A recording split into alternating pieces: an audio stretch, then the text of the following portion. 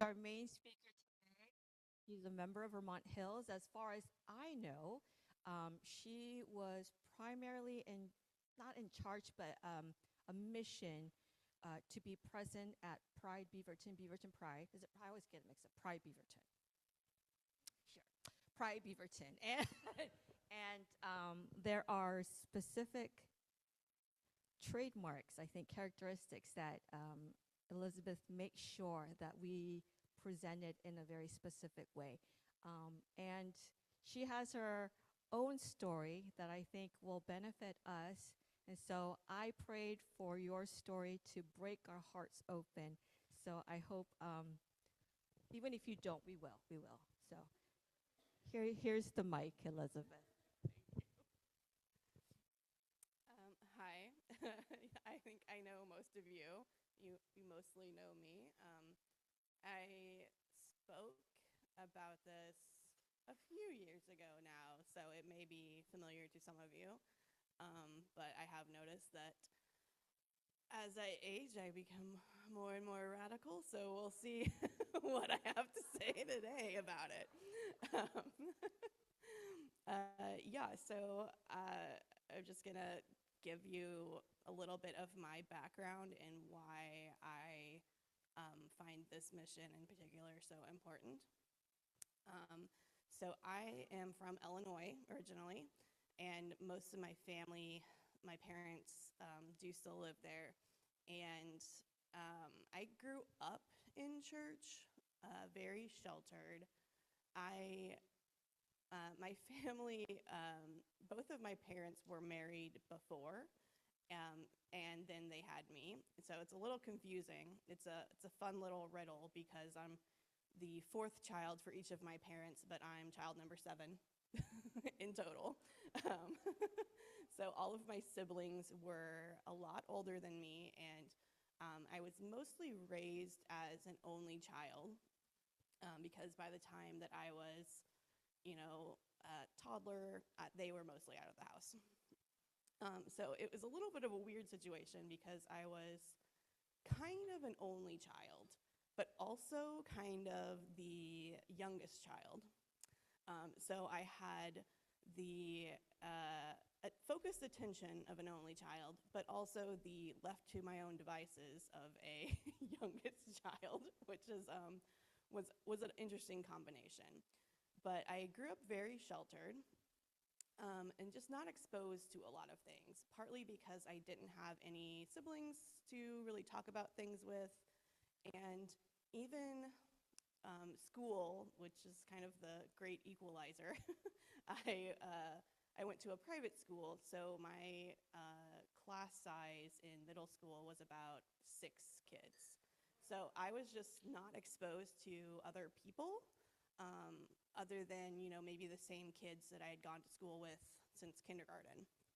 Um, so the idea of anything other than the um, heteronormative, patriarchal setup was completely foreign to me. So as a child, I was like, oh yeah, I'm going to grow up. I'm going to probably go to college. I don't know what I'll do, but I'll definitely get married. I'll have kids, and that's the way that everybody does it because I knew nothing different. Um, and then I went to high school. I thankfully convinced my mom to let me go to a public high school because, frankly, it terrifies me where I might be had that not have occurred. But I'm not going to get into that. But anyhow, so when I was in high school, I was exposed to a lot more people. And granted, it was still Illinois, still central Illinois, so it wasn't a great subsection of the American culture. It was still very mostly white, mostly middle class, but it was more than I had before. And so I was introduced to some things like queerness as a topic, and as well of just some other like family dynamics that other people had that I was not my experience. Um, but even still, it wasn't until I was maybe in college or as a young adult that I even had some friends that I was close with talk about being queer. And it is interesting looking back because I do have like several of the people who I ate lunch with in high school are now out and queer, but I mean I don't blame them for not sharing that with me because why would they? Why would they share that with anybody, frankly, in my town? But I am happy for them, and I do think it is interesting that people can come together without knowing why they're coming together for a shared purpose or identity. But it wasn't until I was an adult that I even really got a good look of what it means to be queer, what it means to be somebody who does not conform to the what is projected as normal, as getting married to a person of the opposite gender, having children, having that lifestyle. And now, I mean, some queer people are happy to have that lifestyle with their preferred partner, and that's great. But I think that there is also so much more room to expand that what is normal. Because if you don't know what is normal or like what is possible, it is really hard to imagine it. If the door is always closed, you have no idea what is beyond the door. All you can think about is what's in the room with you. So that was an interesting introduction into queerness. And at that point in my life, I was in college and I had moved out of the house, and I had some friends who were queer, some who were questioning their gender, but definitely had like same-sex attraction and everything. And I was like, yeah, these are just people like everyone else. And they're my friends.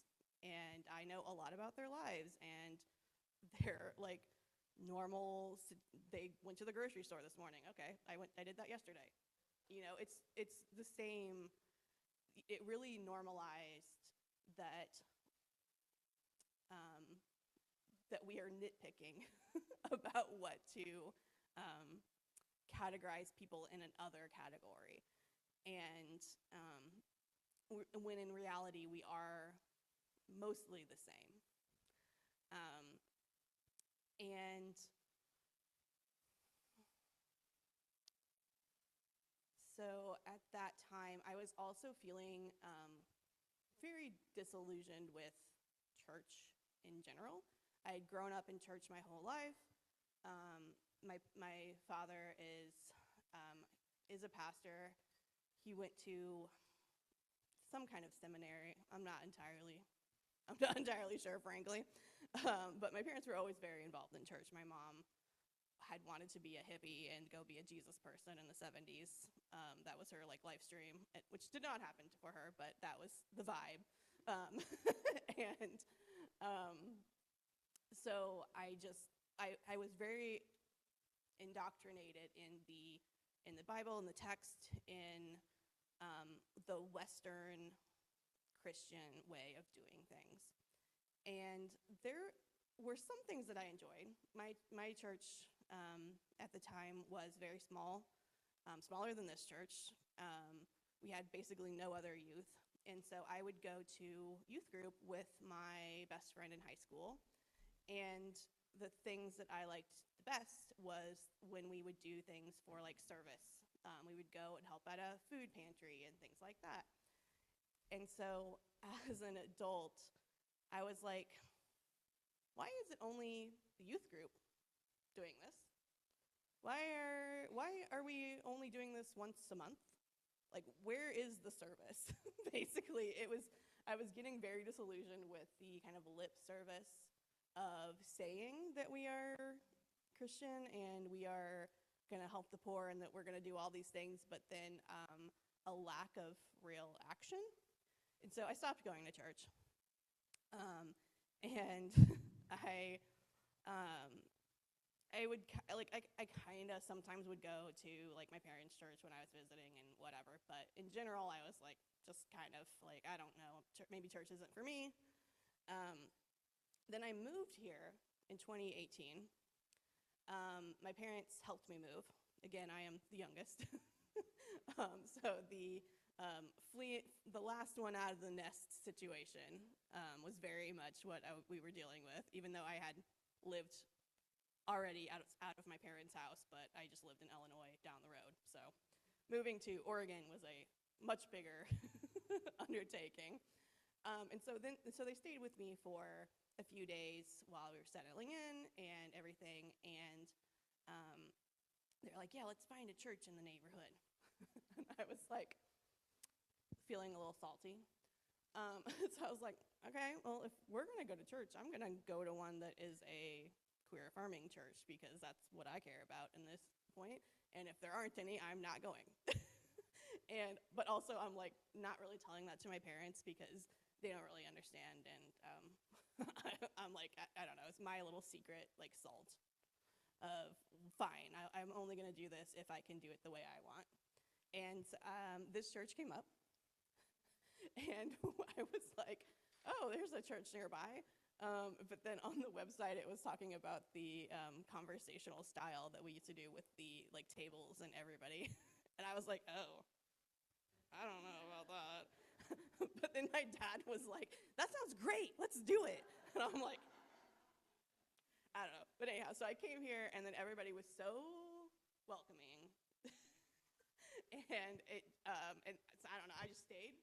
But part of the reason that I did stay was because I felt like this church, compared to a lot of other churches, had a very much more of a focus on like service. And we do really want to be involved in our community, and we do really want to give back. And I was like, actually, that is what I'm looking for. I'm looking for a way to be a Christian that's beyond just saying I am.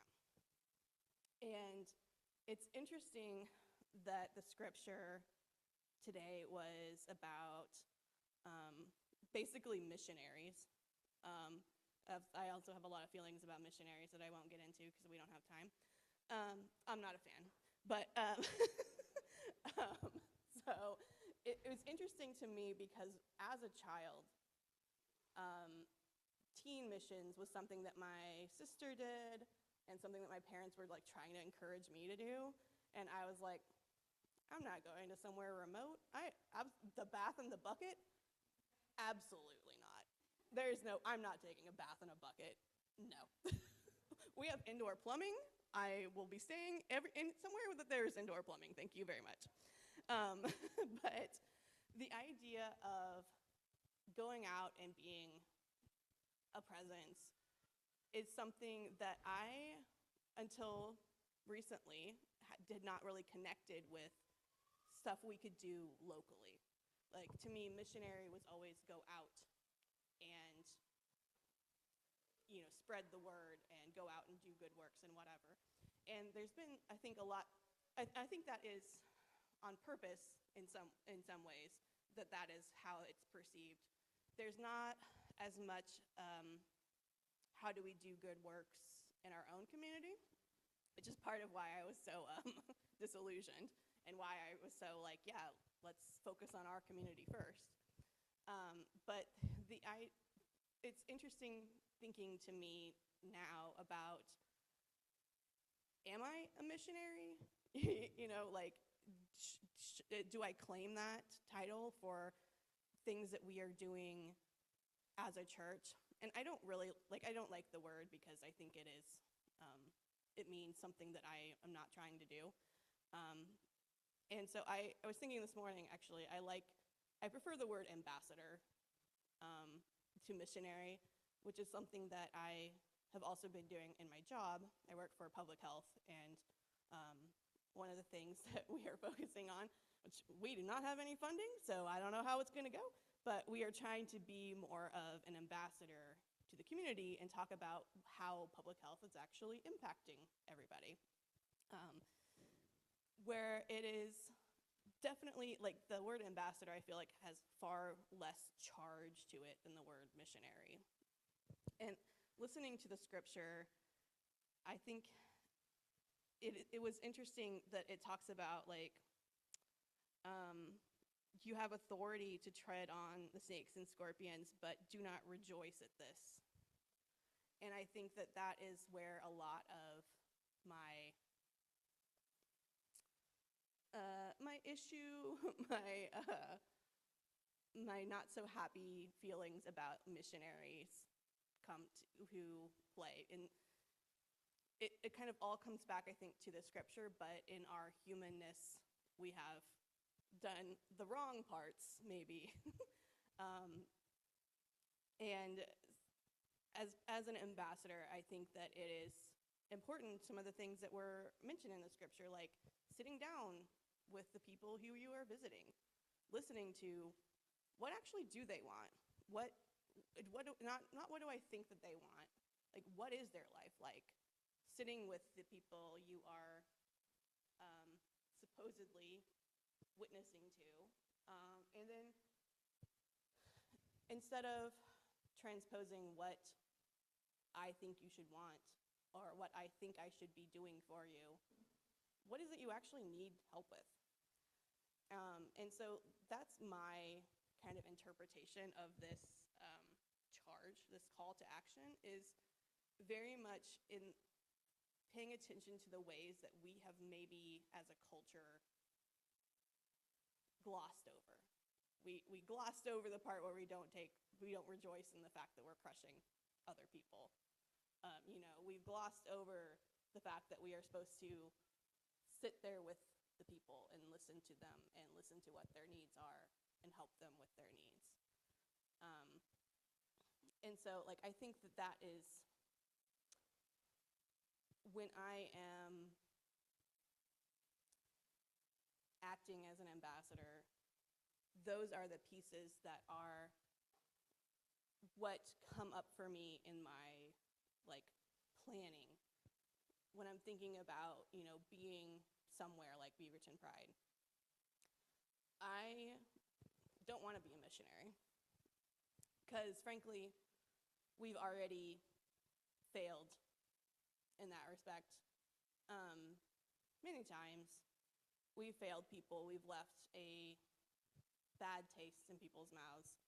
So I don't want to be a missionary, but I will be an ambassador.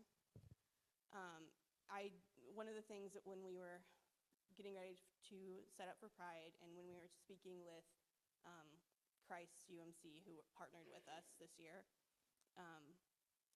when we first started speaking to them, I was kind of like, I don't know if we want to have a partner, because bringing in a partner is great for certain aspects, but you do lose control over the message sometimes. And so in our first meeting, I texted Virginia ahead of time, and I was like, I'm going to this meeting. I don't know how I feel about it, but I will keep my ears open. I was like, frankly, I'm like, I don't know. Because I've had experience with churches trying to expand to be an ambassador, but going in with a very missionary mindset. And I was like, we gotta level set at first to make sure that you're on the same page as us before I am signing off on, like, having somebody else representing the same name as we are representing. Like, I don't, I want to make sure that we're on the same page before we're all in it together in the same space. And fortunately, they were very on the same page.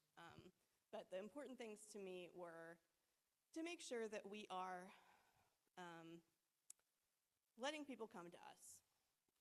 We,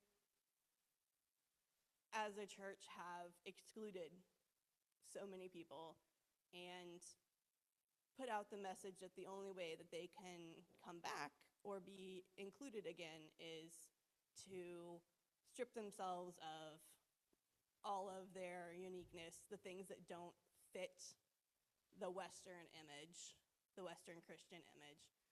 And that's the message that's been going on for years and years and years, and no wonder, like, people have heard that message. It's not new.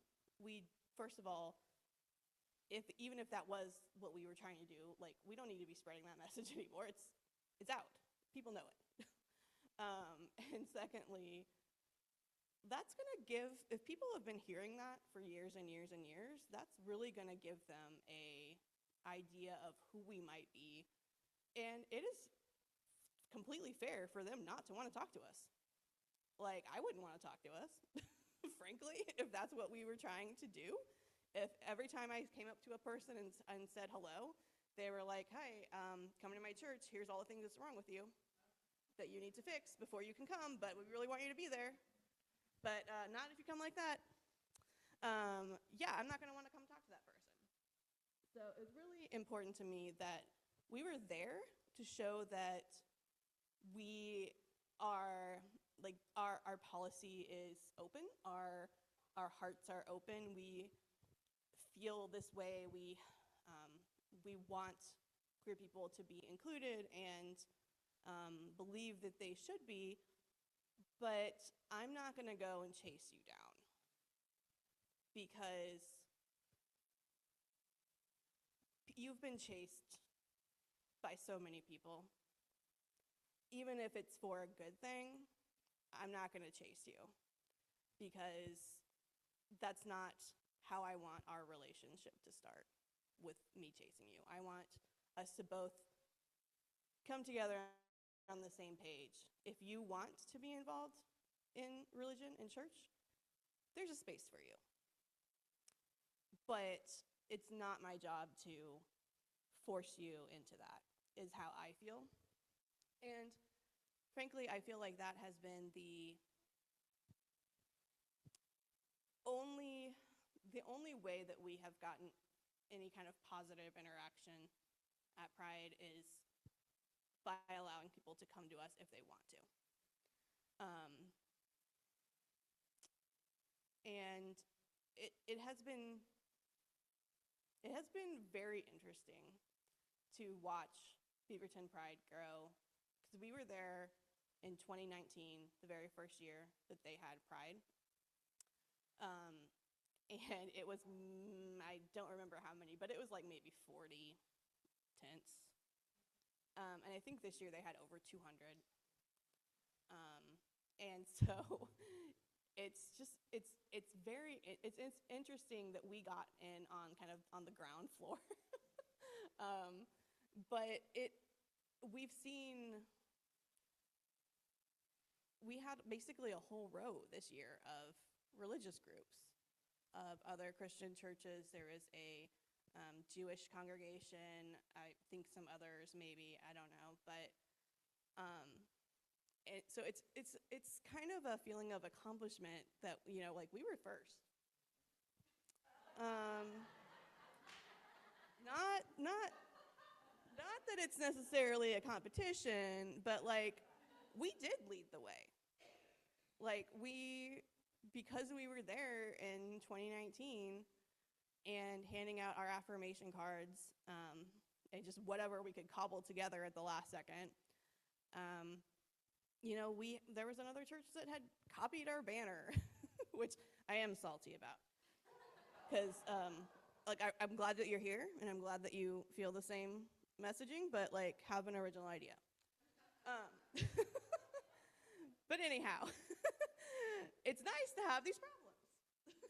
It's nice to be able to be irritated that somebody stole your idea, because that means there are more options there, and that there are more churches going out of their way to be in public and saying, yeah, actually, we also believe that queer people should be included and are also part of our congregation, part of our group. So it's kind of scary to be an ambassador sometimes, because you don't know what your response will be. But it's been a really, really positive experience, I think, for our church in this ambassadorship. And we always have people who come up to us and thank us for being there, and that it means a lot to have these positive messages, even though we're not pushing them, we're not,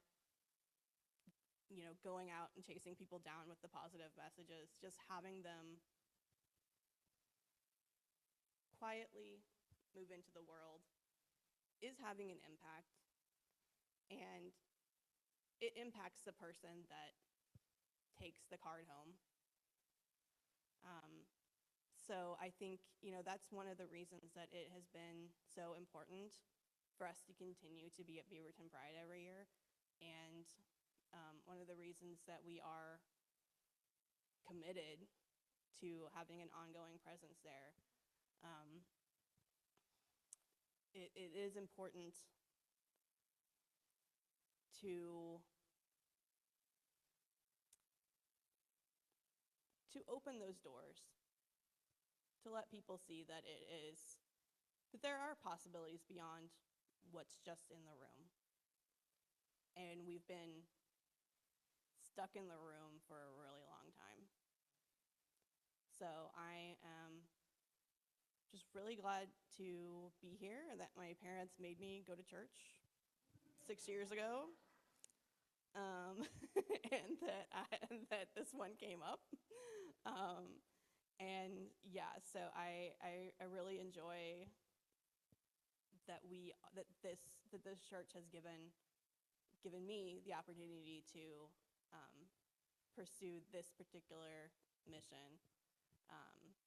And I am very excited that so many people came to Pride this past week. And if there are any of you that want to be involved more, please don't hesitate to reach out to me. Obviously, Beaverton Pride is going to be a year from now, so we've got plenty of time, but I'm sure there are other things that we could be doing in the meantime with more capacity. So if anybody is interested in being more of an ambassador for reuniting queerness and spirituality, please come talk to me. And I don't really know what else I'm supposed to talk about, so just let me know. Otherwise, I'm happy to turn it back over.